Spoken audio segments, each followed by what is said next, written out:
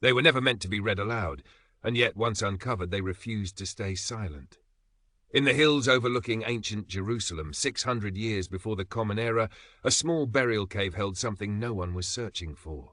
Thin strips of silver, tightly rolled, crushed by centuries of earth and pressure. Not gold for kings, not weapons, just metal folded with intent. When modern hands finally unwrapped them, they trembled, not from fragility alone, but from possibility. Because etched into those slivers were words. Some of the oldest sacred words humanity has ever known. At least, that's what some scholars claimed.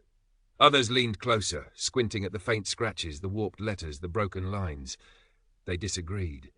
Were these blessings, protective spells, early scripture, or something else entirely? Personal prayers, half-remembered phrases, copied imperfectly by a trembling hand. The debate ignited quietly, then burned fiercely.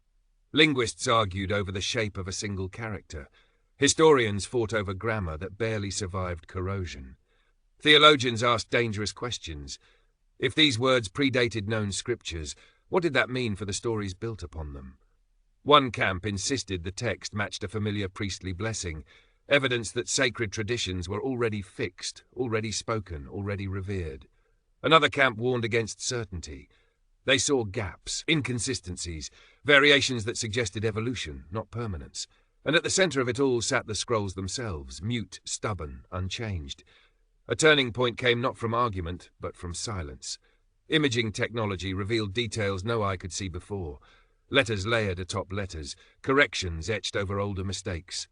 The quiet confession of a human hand, unsure, revising, trying again. These weren't perfect relics of divine dictation. They were human. And that realization shifted everything. The scrolls no longer demanded a single translation. They invited many. They showed belief not as a finished monument, but as a process. Fragile, careful, revised in silver because words mattered enough to preserve, even when certainty did not. In the end, the conflict never truly ended.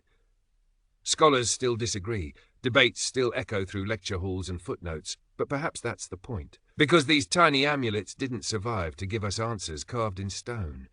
They survive to remind us that faith, language, and meaning are things we wrestle into being, letter by letter, generation by generation. If you enjoyed this story, don't forget to like, share, and subscribe to help the channel grow.